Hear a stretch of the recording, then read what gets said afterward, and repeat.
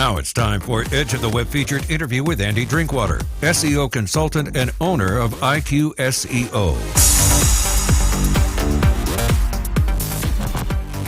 So Andy's been with us, and we certainly have been appreciating everything that Andy has been churning up in the SEO. He actually started SEO back in 2000, and he's been in the SEO space for almost 2 decades now. He's in Chester, United Kingdom, and is sharing content regularly with the SEO community. He's been featured and contributed to a number of great resources as SEMrush, Ahrefs, Search Engine Journal, Rank Ranger, Elf8, and a number of others. He's a busy guy. We wanted to get him on here and do some deep diving on this as we're deep diving in to SEO and EAT for the remaining part of the year. Who better to bring on but a fellow who has a 209 point checklist for SEO. So thanks for joining us, Andy, and our listeners are certainly appreciative of what you've been doing in the SEO space. Yeah, you're very welcome. It's never a dull day. No, and today absolutely is not going to be a dull day because we're going to go through checklists and audit tools like a gauntlet. We're going to go fast and furious through a lot of this stuff, and hold on to your schema, everybody, because we're going to plow through it. But before anything else, hey, Andy, can you give us your backstory of how you got into SEO? I sort of fell into SEO purely by chance. Very late in 1999, working with a new startup, and it was purely by chance that they were at the time backing a fairly small search engine called Google ahead of Yahoo. And that turned out to be a good move for them, and that's where I really got my initial experience. And I was there for sort of 9 years, something like that, all told. Still consult for them today as well. So it was sort of like a pure chance that I fell into that. Prior to that, I was working in UX. For 3 years for a bank, Alliance and Leicester, in the UK. And prior to that, I was a copywriter, ghostwriter, technical author. So always been around sort of users and what sort of users like, what makes somebody sort of read something, what makes somebody click on something. So yeah, it's been an interesting journey. Excellent. And you have been really brandishing some incredible SEO audit techniques and communicating.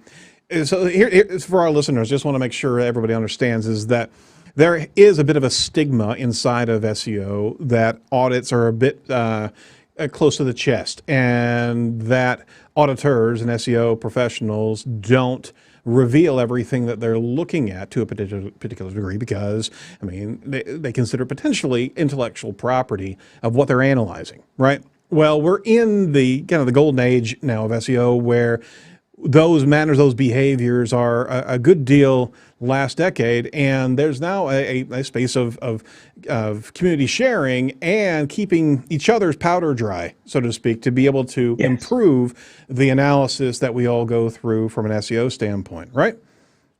Yeah, no, that makes perfect sense. I mean, and when I created the document that I sort of published, which goes through all of the SEO checkpoints, it's done because if you understand SEO, you'll be able to work your own way through it anyway. Yep. And it'll help you to to make some sense of what you need to be looking at when you're looking at your website, when you're looking at issues. If you're not, then somebody's still got to be looking for someone to do an SEO audit for them because it is a lot of work. It can take upwards of 2 to 3 weeks and sometimes even longer to audit a website, depending on the size of it, depending on what you're actually looking at, how much competition analysis, whether or not there's any other specific tasks which have been requested at the time of the audit as well. Excuse me. So I decided to publish this because there have been lots of sites say, oh, well, you can have an audit done here and you can get this audit done free, and I say an audit will cost you £150 or $150 or something like that. And you know what, something needs to happen here. So I put together over the course of about 2 to 3 weeks a complete checklist of everything that I do. when I'm auditing a site. So what's on my site is what I actually check myself, along with all the tools that I use. Went a little bit further than that as well, and I actually put together the spreadsheet, which is available free for anybody on Google Docs as well. Oh, that's beautiful. You just go and get it. Just create a copy and then use it for your own sort of sites as well. So it is what we're talking about. It's all about transparency. I mean, nobody wants to think that they're buying something that isn't worth the money, because my audits aren't cheap, and there's a reason for that. I mean, if you want to get a sort of cheap audit, then you head over to Fiverr. I mean, it's I'm not quite sure, but I say there's alternatives. But with the audits themselves, they take so much time that I thought, well, let's get something together so that everybody can use. Everybody can see what I do. Clients can see what I do. Prospective clients, future clients, even past clients. Like I say, when I've sort of audited their websites, as Google has changed their algorithms, I update the audit as well. So and I update both the online documents on the site and also the Google Doc as well. You're following in the lanes of, actually following. I mean, in the same vein, you got Marie Haynes out there that's breaking apart EAT in the Quality Raters guideline. There's a good deal of this new group of people that are really not only being transparent, but also making sure everybody understands these are the areas in which you have to pay attention to. So the game has changed, where SEOs are no longer getting the black eyes that they used to get, and on the top of that, the stigma of smoke and mirrors, that we don't know what you're looking at. Well, this is what we're looking at, folks.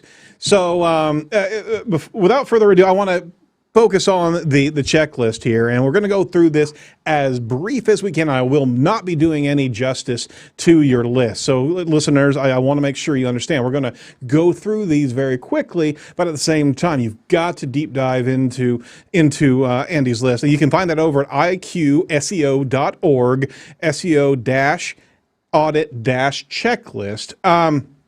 So first and foremost, I got to do this basics, because some of the listeners are jumping in. They don't know what an SEO audit is. So briefly, what is it and why is it so important?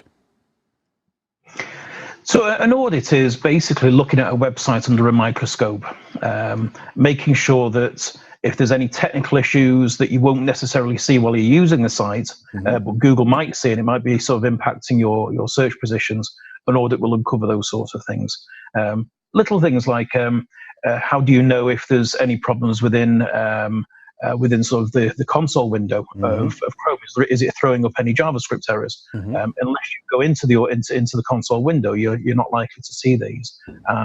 Would it impact your normal use of the website? Then no, it probably wouldn't. If there's anything in terms of backlinks, is there a problem with the backlinks to the website? Is there not enough? Is there too many? Are they spammy? Is somebody trying to hit you from that side of things? You wouldn't see them unless you go looking for them. Right.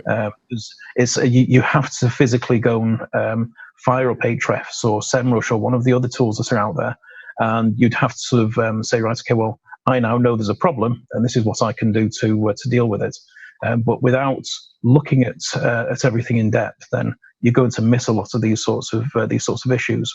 Duplications, another one.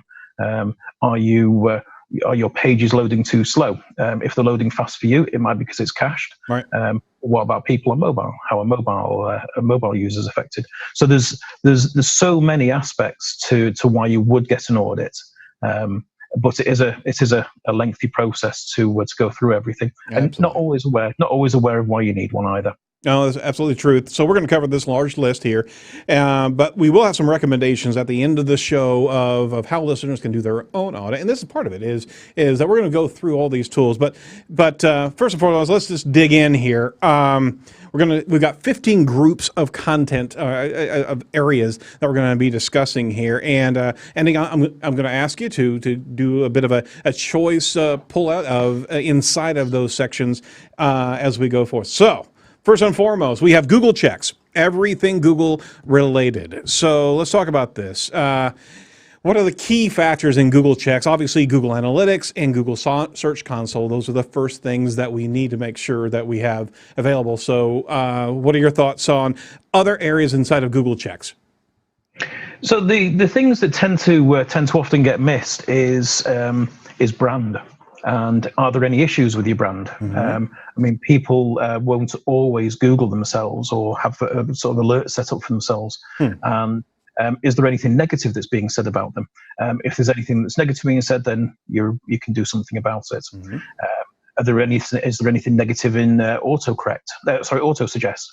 So it can be like a case of looking at the bigger picture with those as well. Right. Are there any crawl errors through go to Search Console, which is going to form the biggest part of what you'd probably want to look at here as well, because manual actions, search errors, crawl errors, are the errors within your sitemap, the problems with the robots.txt file or anything like that at all that are being reported within Search Console as well, and all of these will show up within this sort of this section. They might also appear within others as well, Sure. a little bit further down, but predominantly it's going to be based around sort of the Search Console and also the results that are actually shown when searching for yourself. As a side table note, what are your thoughts about the improvements or the changes in Google Search Console? I think it's been done for the right reasons. I quite like it now. It took a bit of getting used to it first, as I think with all these things do. And people were saying, "Oh my God, where is this gone now? How do I now sort of get a site indexed in Google?" And it's still there. I do quite like the fact that you can do a live test on a page, and you can the way this actually sort of displays it, it renders it. You can very quickly see if there are problems with the way the site is being sort of displayed. So yeah, I quite like the way it's being done now. Excellent. Now we're enjoying that, and boy, it's got a great deal of additional filtering that you can look at through different queries and what have you. It used to be there; it was always there, but this is a good deal more user-friendly interface. So we're just hoping there's annotations that are going to be available down the road inside of GSC, just like you have inside of Google Analytics. All right, benchmarks. Let's jump into benchmarks here. I have a few checks here. Indexed pages, number of pages indexed by Google, number of backlinks that you have, and you also reference the tools that you also use in that. So give us a run through of some of the benchmarks from a performance standpoint that you're looking to create. So the benchmarks themselves, I always do an initial benchmark of everything, because I mean, if I'm going to sort of continue with a campaign with somebody, then I want to know where we're starting and what's actually happening with that. It helps to understand the marketplace. It helps to understand the competition. It helps to understand, like I said, the backlinks. I mean, somebody's sort of contacted me earlier on today, and they've said that they want some SEO doing, they want an audit doing. As well, you don't really need an audit because your backlink score is your backlinks are terrible. You've got 3 backlinks to your site, so you don't need an audit. You just need to get some sort of good quality content in there, get some links in as well.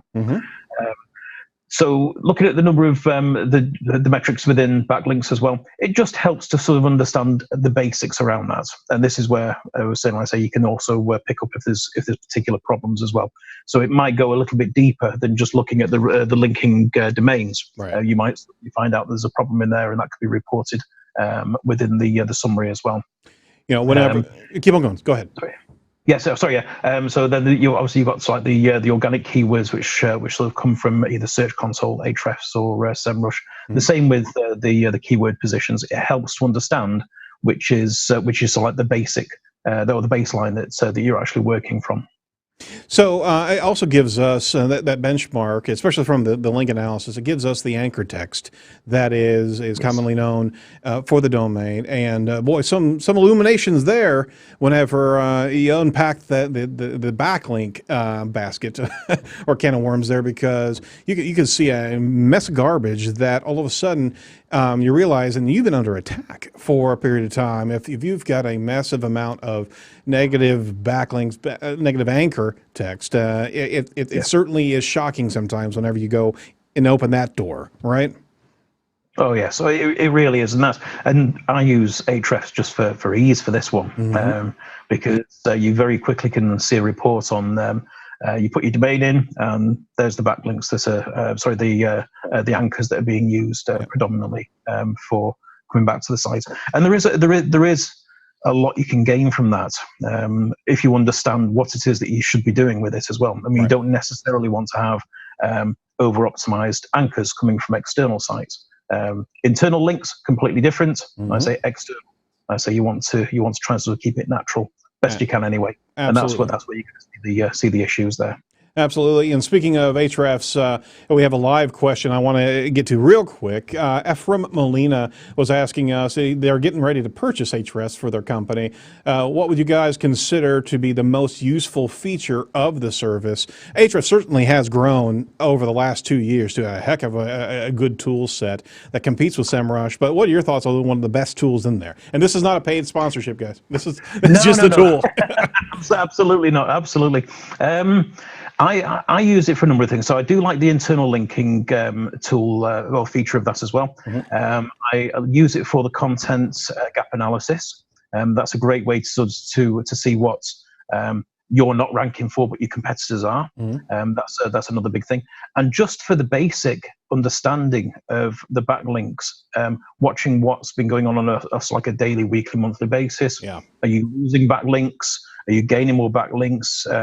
Are you sort of hemorrhaging them somewhere? Like I say, is there a problem?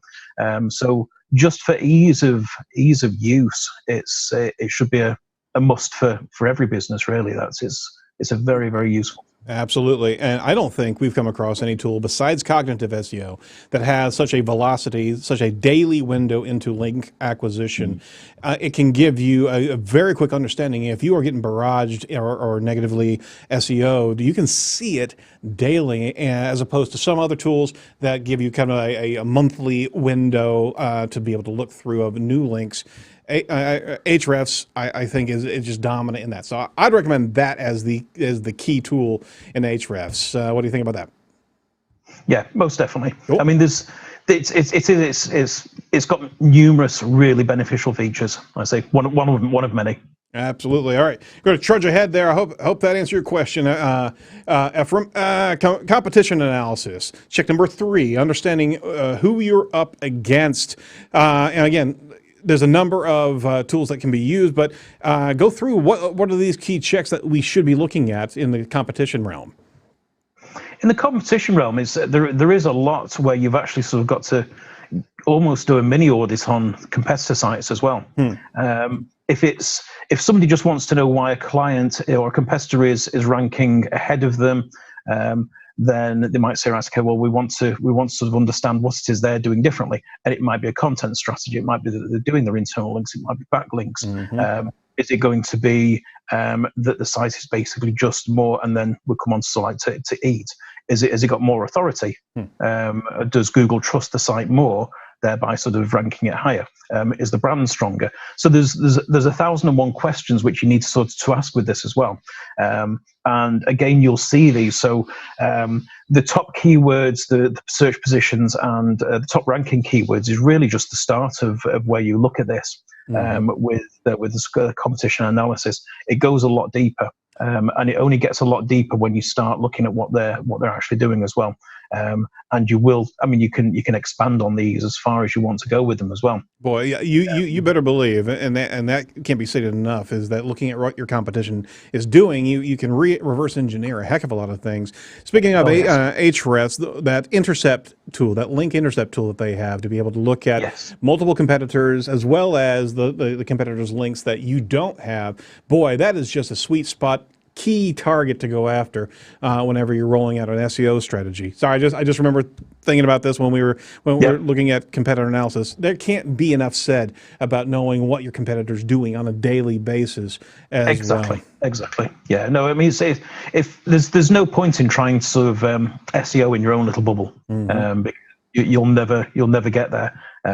If you've got deep pockets and a huge marketing budget and you can throw everything at it, but you've got issues on your site and they're doing a better job than you, then I say if you're not looking at this, then you're just going to keep throwing money after money after money. Absolutely. It doesn't sort of help anybody, that one. All right, so we're going to jump into this next check. And again, I'm not going to be doing it any sort of justice here because there's so much from the technical SEO standpoint regarding site architecture. In fact, you've got 28 checks. And if you look at Andy's tool set here, most of them come from Screaming Frog, and Screaming Frog is incredibly valuable whenever you're doing your link architecture analysis. There's so many factors. So if you can pick out a few choice ones, Andy, that you love inside of the link architecture analysis step, I'd certainly appreciate it. Absolutely. I mean, and you're quite right. I mean, there's so much here that I could sort of spend an hour talking about each one of these. Canonical tags, probably one of the most misunderstood areas of sort of like the technical side of things, and very, very easy to get wrong, and very easy to sort of to make mistakes that you then have to try and sort of unpick to see what's going on with them. Canonical tags can lead to duplication if done incorrectly, so you've got to make sure they're always right. Pagination, not as much of as an issue, but since Google basically said we no longer support pagination, that's sort of opened a can of worms, and all of a sudden it's like, well, what do we do? How do we deal now with this? It's, I say, do we have pagination? Is it just one long page? Is it like load on scroll? And there's different ways to look at that as well. Redirect chains can be an interesting one. Yeah, there we go. And again, like I said, the redirect chain report that you get from Screaming Frog is very, very useful, because it will show you whether it's a canonical redirect or if it's just a standard sort of redirect through a 301. Because the more that you do with the redirects, like I say, you are going to lose little bits of your page juice, your page strength on each hop as well. Right. And if it gets too far, then Google stops following them. So it's always worth making sure that if you've got redirect chains in place, rather than going from hop 1 to hop 2 to hop 3 to the final page, just miss out the middle pages, just straight on to the new page. Robots.txt, probably still the easiest way to completely screw your site up. Devs have sort of left in no index tags and sort of disallow. You see, don't visit that bit of the site. No, don't visit the whole site. And you very quickly realize that Google doesn't like it when you do that.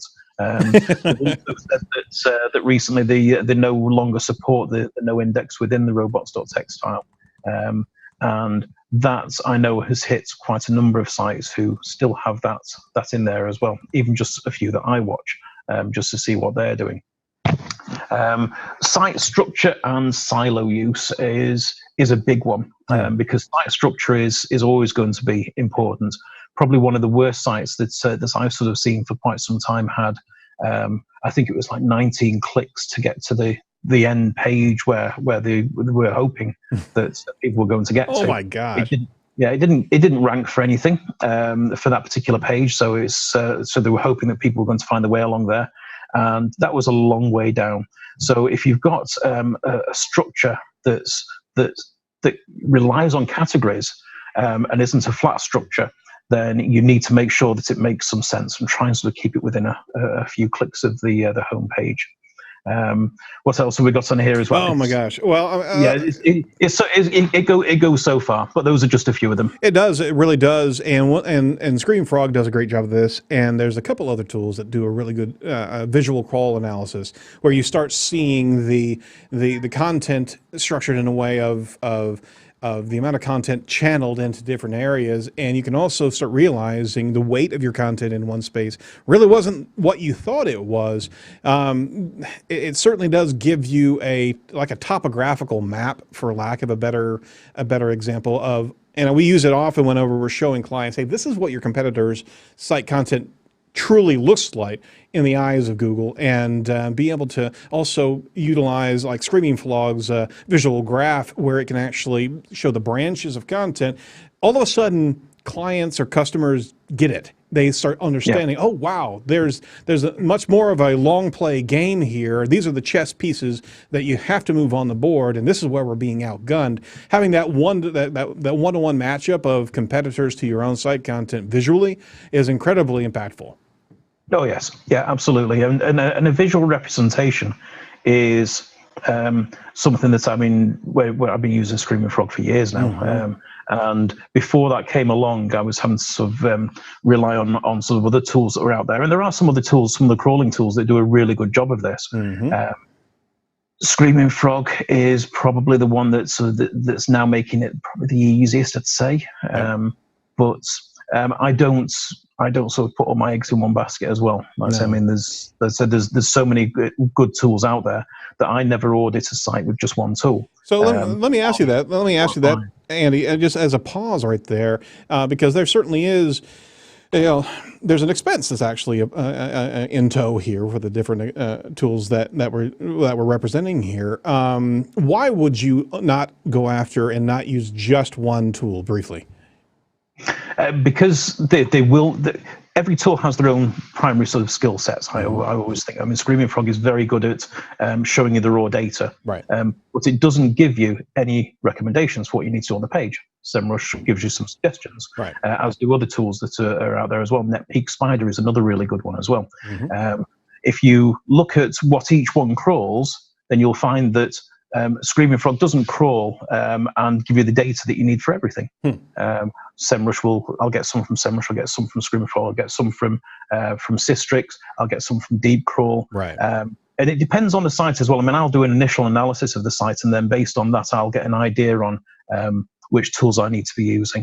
Sometimes I'll sort of take a temporary sort of subscription out on them. Other times they're just part of the standard sort of ones that I use on a daily basis. Very good. And actually my team's wincing because they're seeing a few tools that we haven't bought here at the shop. So I'm like a kid in the candy store, man. This is bad. I know more tools are coming. All right, so step 5 here, technical inspection. Let's dive into that. Give us an idea of what you're talking about from a technical inspection standpoint. You got 33 checks here.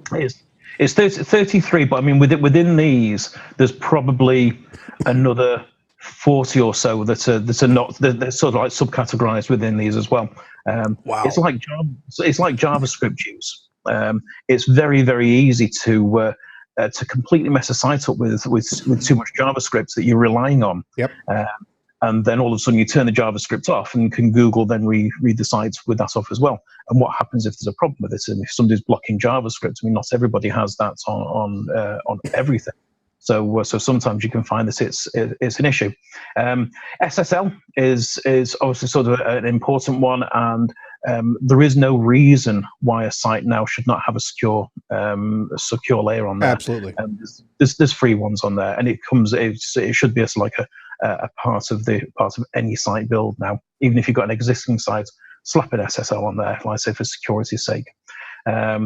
HTTPS pages loading insecurely, and that's another one as well. And you need to understand if there's parts of your site which are being loaded outside of HTTPS, outside of SSL, and what are they doing? So are you delivering a page that's no longer secure once you've gone from the home page? And I've seen this on contact pages as well, or even shop pages, where there's been a problem that's prevented the security certificate from actually doing its job. Right.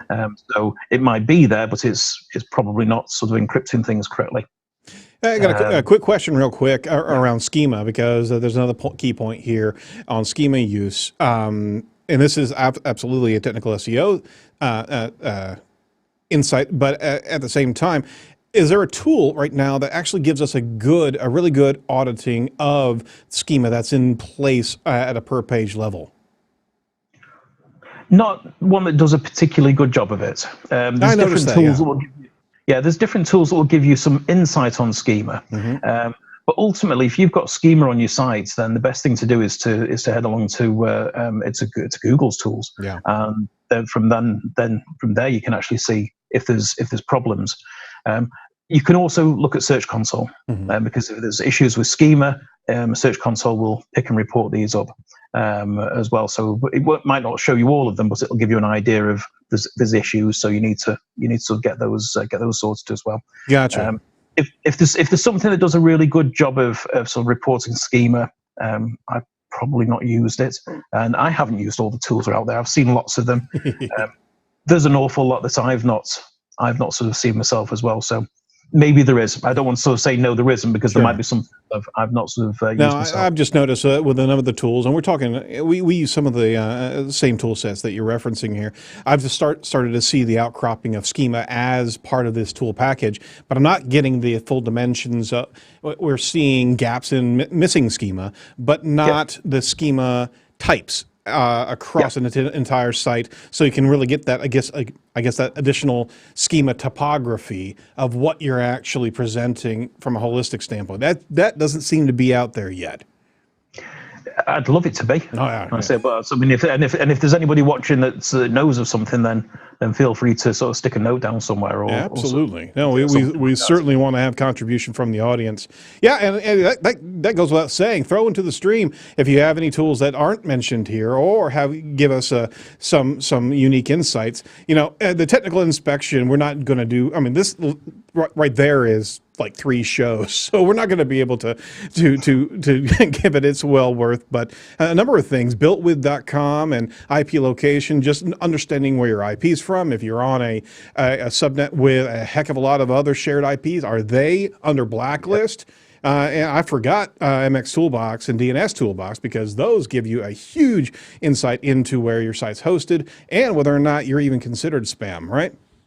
Well, exactly, and just very quickly, I mean, I had a client I did an audit for, and they didn't tell me that they had lots of other sites all on the same server. There it is.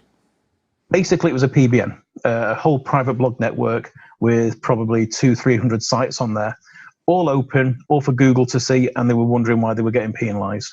And that's why I said, because your PBN is open for everybody to see, including Google. Yeah. So yeah, it's important to sort of see what's on there. Absolutely. And last on that particular checklist was checking the domain history with SEMrush and the Wayback Machine. Absolutely, because that gives you you're peeling the curtain away from all the old garbage that was on those sites that you may still be inheriting as the current SEO, right? Yep, absolutely. Yeah, I mean, you don't always know what sort of happened in the past, and it is important to sort of try and dig as far as you can with these sorts of things. I mean, is it always imperative to sort of go through the HT-access file? Right. Only if you have access to it. I mean, you don't. It's not always going to be a major problem, but if you've got redirect issues, then that's always a good one to have a look at. Is server log analysis always a useful part of an audit? Not particularly. I can sort of audit a website without ever having to sort of look at server logs or anything like that. Oh, that brings me back in the day, man. Oh yes, yeah. So I think it's a bit of an outmoded one. With the server logs now. Malware and security checks, always an important one, because I've seen many sites that are blacklisted and haven't been aware of this. I mean, go back to the day when sort of Spam House was the place to sort of, if you saw yourself on there, that was an issue. Yeah. And you still see people on there. I mean, there's a lot more than just Spam House these days as well. Yep. So it works. It's worthwhile adding that into the mix. Check all the sites on the web server. I'll say, which we've said there is a CDN in use. So you're using Content Delivery Network. Is there something that is helping deliver images, JavaScript files, CSS files, anything that's large? Is there anything that is delivering this from a faster source to sort of bring the page speed, load speed times down? So there's there and everywhere in between. And once you get into it, like I say, with the issues that can be found. I mean, there's one, as I say, which I spoke about earlier on. Are there any Chrome console errors? Oh wow! Because if you sort of go into any Chrome window, look at your website, right click, go on inspect, and then click on the console. Right. If there's any problems with the page, that's where you're going to see them. And these might not even picked up on a crawl. Right. So you've really got to got to sort of get in there and get your hands dirty with the Google Search Console doesn't give you all the errors that you can actually see in the console, and it could very well be something that is just tripping up the bots from digesting the content. There's so much in the technical side of things that we do have to move on, because there's other valuable areas. One of them being the website images. Are the images optimized? Do they have alt text? Are the images named sympathetically? Can you tell us about that? Is that more syntax related? It is more, really. Yes, I mean the naming of images is more about sort of making sure that you've dotted every I and you've crossed every T. Right. If you want to make good use of sort of Google's image search, then you need to make sure your images you've got all the alt text right, you've named them correctly, they're not too big, they make some sense, they're not duplicated, you're not pulled them from somewhere else. So you've got to make sure that again, like I say, you've done best practice on images. It's not going to make the difference between position 20, position 1, I say for a page, but it will sort of show Google that yes, you are paying attention to the needs of those with accessibility requirements as well. There it is. So and I certainly wanted to push pause on that, because the technical SEO aspects of things and the image optimization are directly in line with the WCAG 2.0 ADA compliance. And that's honestly where SEO got a lot of its teeth from those initiatives. So if you're going through and reading through these particular audit points, you're also, as long as you're fixing these issues, you're also getting your site more compliant in the ADA realm of things. Yeah, absolutely. Absolutely. All right. So, yeah. Moving on to mobile audits, 15 checks there, responsive check, pop-up and interstitials, making sure you have an adequate page size as well as the speed of the site. I forgot using webpagetest.org. Man, that's been around a long time, and it's still cranking out some incredible valuable data there. From a mobile standpoint, obviously, mobile has been the coin of the realm for the last 4 years now, and mobile first indexing has really reared up and grabbed us all this year. This can't be understated how important mobile is. Can you give us some quick insights on that? Yeah, absolutely. I mean, I think it's now the fact that mobile is more is basically the more important browsing requirement for people. More people are browsing from mobiles than they are from desktops now, and as mobiles become smarter, I say so much your websites as well. Fortunately, so much of the web is powered by WordPress that it takes care of that by just having a sort of responsive site out of the box.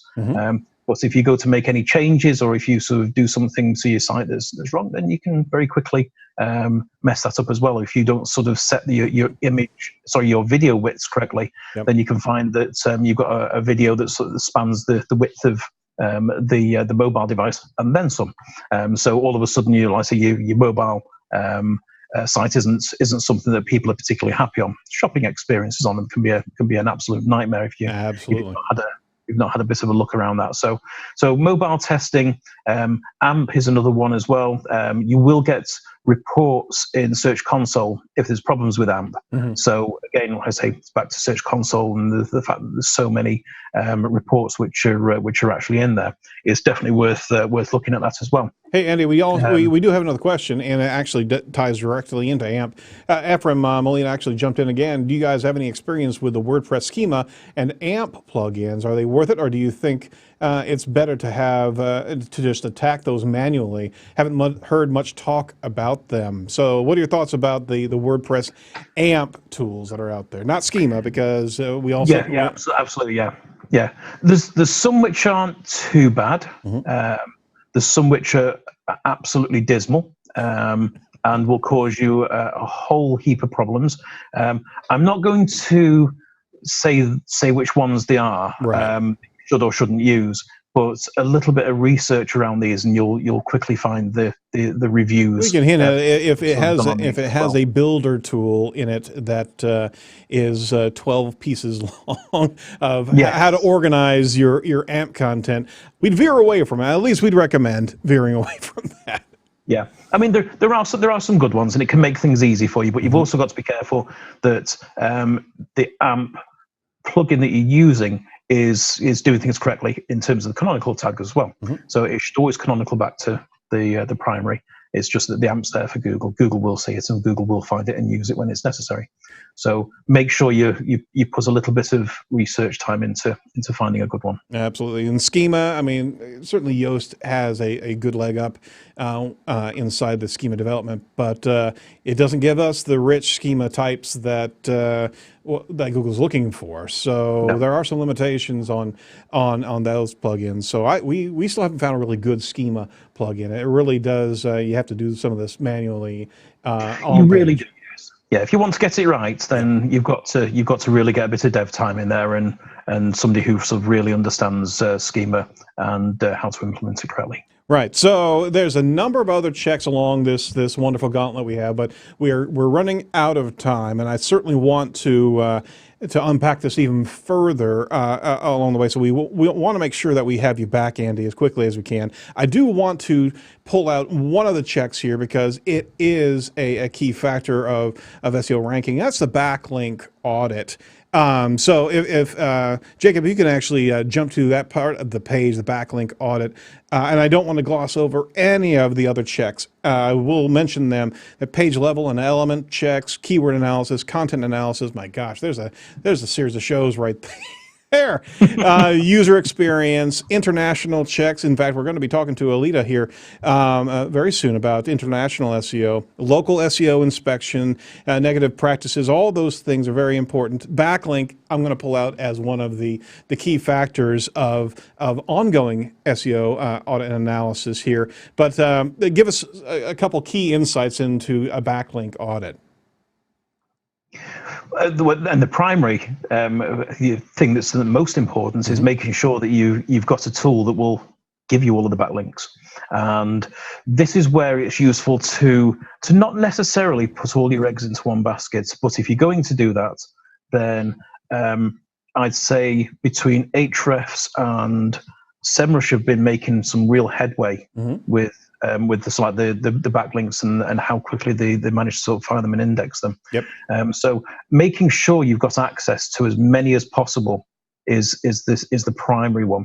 And what I do is I'll get them from a couple of sources, 2 or 3 sources, and then I put them into a spreadsheet, pull out all the duplication, and then I've got a very thorough list. And don't forget Search Console. Search Console gives you a load of backlinks in there as well. So try and uncover as many of the backlinks as possible in whichever way you can do. Understanding, once you've got those, which ones are potentially spammy or which ones are dangerous, you can do a number of different things. Now, Marie Haynes has obviously got her, she's done this for many, many years now, and she has a free tool as well, which you can basically put a site in there and it will tell you whether or not she's already come across it. Is it a spammy site? Is it not a spammy site? And you can very quickly get an understanding. Will that keep us from actually clicking on these URLs if we just give them to Marie Haynes as opposed to, I mean, our backlink auditors, we're literally clicking on each and every one of our links to audit it, and my gosh, I have so many viruses now. The virus I need warnings. a new laptop. Oh, dear. Well, we keep our shop clean, but at the same time, if we can just send all those links over to Marie, then Yeah, absolutely. Yeah, absolutely. It is an important thing, because I mean, between content and backlinks and user experience, those are the 3 biggies. Those are your three main nuggets that Google's interested in. I mean, the backlinks shows the level of authority and trust that you get from the sites. The user experience is what Google wants, and is actually in Google's webmaster guidelines. They actually show this as being part of the ranking algorithm. Now, how they're tracking that exactly, I can only sort of surmise, but they do say that that's part of a happy user experience. A good user experience is part of the main algorithm. Now, they've always said that they didn't use any Google Analytic data at all in the algorithm itself. What are your thoughts there? Oh, we'll talk offline. Yeah, I mean, from what I've seen, they're gathering data. They must be. They've got to be, because I mean, at the end of the day, I mean, if somebody's not happy on a site and they keep bouncing off it, keep bouncing off it, then it's going to be something that's important for them to be able to understand what it is. Now, they said that bounce rate is too is not a good signal to use. Mm-hmm. But that doesn't mean to say that they're not taking another element of that to sort of show that site's not as popular as that site, for example. Yep. And testing would show this. So, if you look at some of the tests that are done, it's quite easy to send bad traffic to a site and have it keep bouncing off. Maybe that's part of what you do for reputation management. But these things can have a negative effect. So they're gathering it from somewhere. It is an important part of it to make sure that, like I say, people are getting something good, and Google are obviously seeing that themselves as well. Speaking of getting something good, you've got to, listeners, got to go over to the checklist here, iqseo.org, SEO-audit-checklist, to be able to go through and bring through all of this content, all of these useful insights in these different areas. I did want to cover, and we're going to run long here, I did want to cover the tools that you have, that you're mentioning throughout this entire document. So from the top, we're talking crawling tools. You're mentioning Ahrefs, cognitive SEO. We do love cognitive SEO, by the way, from a backlink analysis standpoint. Deep Crawl, NetPeak Spider, Rank Active, Screaming Frog, SEMrush, SERPT.net, Systrix, Sitebulb, Web Auditor. Which are your gems out of that list? Oh, well, as long as none of them are watching. SEMrush, Screaming Frog, and I do like cognitive SEO, and I do like NetPeak Spider. I just find them very easy to use.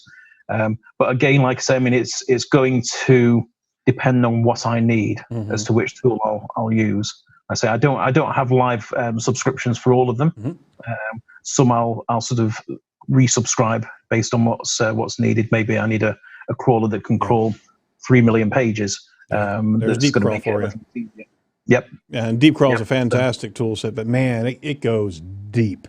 Yes. And unless you're ready for a true technical SEO insight, well, they all have really good factors, but man, Deep Crawl is that ace in the hole from a technical SEO standpoint. All right, keyword research. You mentioned SEMrush, keywordtool.io, SpyFu, Page Optimizer Pro, and Ahrefs. Give us a quick insight into one of those choice ones. I personally really like SEMrush. They make it very easy to really get some good sort of keyword data. Ahrefs have also got a fantastic tool for doing this as well, and they give you sort of different ways to to see what it is that you're either going after or your competition are going after.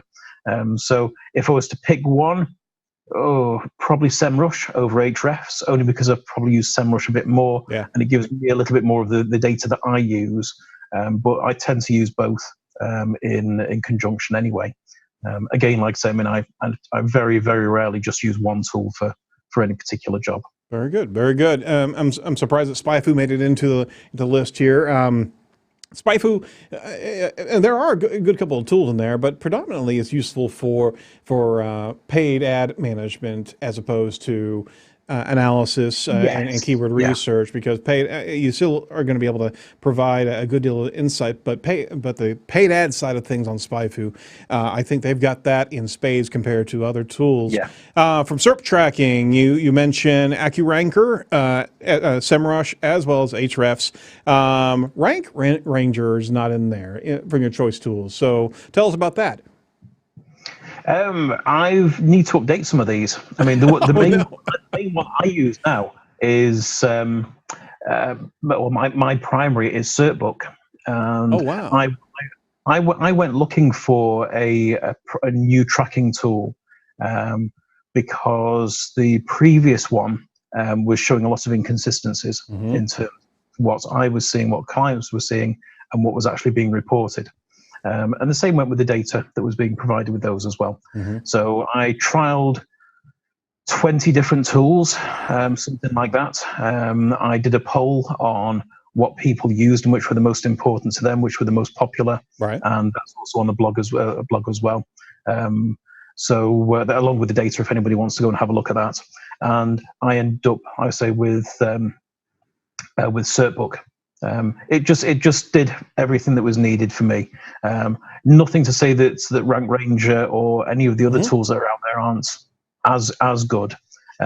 But when you compare sort of cost based on the number of keywords that it's tracking, the keyword frequency of the updates, that's what won it for me. It also depends on if you're going local SEO or national or worldwide SEO. Yes.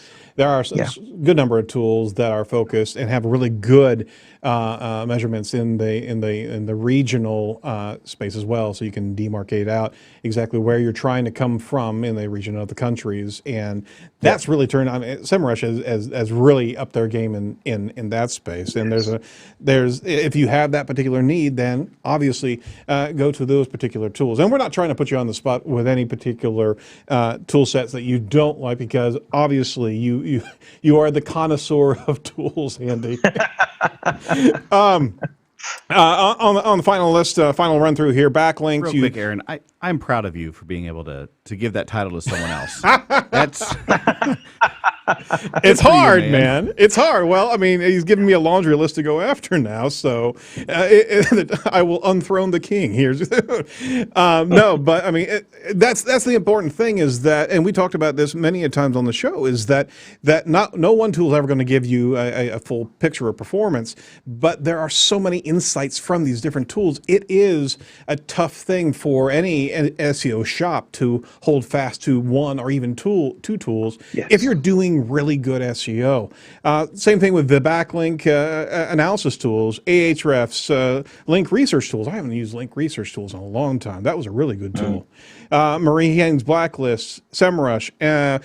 What about Cognitive? Are you regularly going back to Cognitive as a tool set, or have you? Yeah, I mean, it's like I said, there's 3 or 4 that I use on a regular basis for pretty much every single audit, and Cognitive SEO is one of those as well, same as NetPeak Spider. Very good. Excuse me. No, absolutely. So, so many tools, so little time. All right, I want to arm our audience before we drop out here. I want to arm our audience with a couple of things. What key things should a customer be looking for from an SEO auditor? Just briefly. It is a difficult one because you want something that's going to be as thorough as possible. But if you've not got huge budgets, and there's people that do auditing even sort of way past what I do in terms of cost. So you want something that is going to be as thorough as possible, and that's going to look at all the primary aspects. You can't gloss over things like UX. You can't ignore it. It's that important to Google that you need to make sure it forms part of your audit. Make sure, I mean, even use this list to make sure that whoever's doing an audit for you covers at least the primary points, the primary areas on these, because you don't want to miss anything off. Your backlinks, your on-page strategy to make sure that you're getting the keywords right. Make sure you're getting your page titles right, because page titles and descriptions, that's the first bite of the cherry. As soon as somebody sees that in the SERPs, then you've got to make sure that that's more enticing than the competition. And Google very rarely will display 2 page titles that are exactly the same. They'll either change one of the page titles, or they'll not necessarily show the other one. Right. So you've got to make sure that you put the time into researching these sorts of things and make sure that they're being covered. You won't necessarily expect a keyword strategy to come out of it, but you'll expect for recommendations to come out of it. Make sure that there is an element of competition analysis, because there should be. Without it, how do you know what it is that your competition are doing?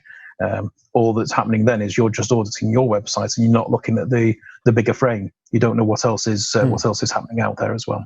Very good. So, but yeah, make sure there's lots of work going into the primary areas.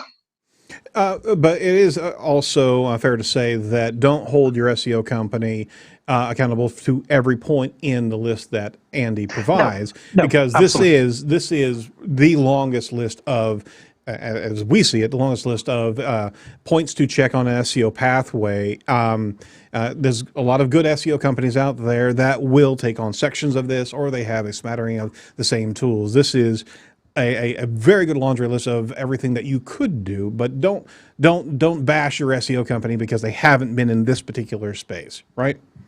Yeah, absolutely. Because I mean, it's not every audit is going to be the same. No. Some audits you might need to look more at analytics, and you're looking at the data. You're looking at like the click through rates and the likes as well. Yep. So there's different types of audits as well, and it really depends what's needed. If you're looking for an overall, then there are an awful lot of companies that do those. No, you're absolutely right. And we got to forgive me. Thanks so much for running this long, because we all knew that this was going to happen. There was no way I was going to contain this in an hour. In fact, there's so many things that we did not cover.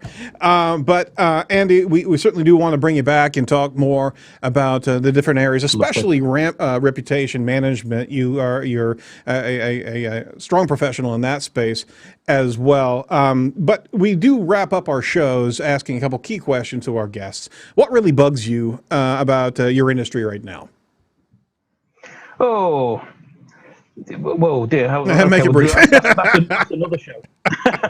Oh, that's right. We could actually have a bitch session, couldn't we? Yes, yeah, that's it. So I think probably the sort of the falsehoods that are out there as well, and the ones that still try to sort of say that, and there are an awful lot of them as well. That I still get emails saying, "Oh, we'll do your SEO for you. We'll submit you to all of these sites out here. We'll make sure you're in all these directories, and we'll sort of make sure all these keywords are on your pages." And this, they don't look at the things that are important to Google. They do what's quickest and what's easy. Yeah. So and that usually involves sort of automated software, which is used, I know, very readily around the web, right, but isn't good for your everyday website. No, absolutely not. Absolutely not. Well, conversely, and we certainly agree with you, is that if you actually arming clients with the fact that you're not going to get something good for $300 or 150 pounds, it's just not going to be worth it. Stay away from it. Invest the time with SEO firms that know what the heck they're doing. Yeah, it's going to be a little bit prettier price, but you're actually going to get actionable items and a long-term investment look into your site, as opposed to any type of short-term wins. Conversely, Andy, what do you like in your industry? What's exciting you in your industry right now? Well, as opposed to just right now, the one thing that I do love is the community. The SEO community is what sort of keeps it going on a day-to-day basis as well. Excuse me. But what I'm particularly enjoying is the fact that it is changing very, very quickly. And Google's now up to, Google even by their own admission say they're over 1,500 annual updates, and it's probably even more than that now. Right. So the changes and the fact that you have to sort of, you constantly having to sort of research and understand more about what's going on is a big thing for me. And it's my bedtime reading, that sort of thing. I mean, I don't read novels or fantasy or science fiction or anything like that. Maybe a bit of science fiction in Google as well sometimes, but I say but traditionally, like I say, the fast pace of it is what I really enjoy. Absolutely. You got to read Bill Slawski's patent research for the science fiction side of Google. That is absolutely, yeah, absolutely. Oh, that's some creepy Skynet stuff right there, I tell you what. I'll say. All right. Well, Andy, it's certainly been a pleasure. And again, this is for the audience that knows me, this is a deep-seated passion of mine. So thanks so much for unpacking your SEO auditing guidelines. Anything that we can promote for you? Yeah, if anybody wants to find me on Twitter, if they just want to talk SEO, then they're more than welcome to. You can always find me it's just at IQ SEO. And then obviously if anybody needs an audit, then they know where to come. Yeah, or us. Yeah. Just kidding. Absolutely. We certainly recommend going over and checking out what Andy can do for you, because you need to have this type of insight. And on top of that, understand what the playbook really is, because if you think you know what SEO is, I guarantee you're going to find out some eye-opening moments just going over to IQ SEO. You certainly want to track Andy down over at LinkedIn at Andrew Drinkwater, as well as on his Twitter handle at IQ SEO. So Andy, any final thoughts for the aspiring SEO in the audience today? Spend the time researching. Research is where it's at. I mean, follow the key players in the market. Follow the people like John Mueller and the people at Google who are in the know, Yep. and look for some of the big players and listen to what they say. That's how I started out as well. Got to do the reach. Yeah. You can't. Everybody, sorry. Go Everybody's ahead. got somebody to follow. All right, so we're gonna let Andy go here. It's way past that Brit's bedtime. Just kidding. Thank you so much for spending your evening with us as well. You're very welcome. All right, so thanks for listening to Edge of the Web Radio.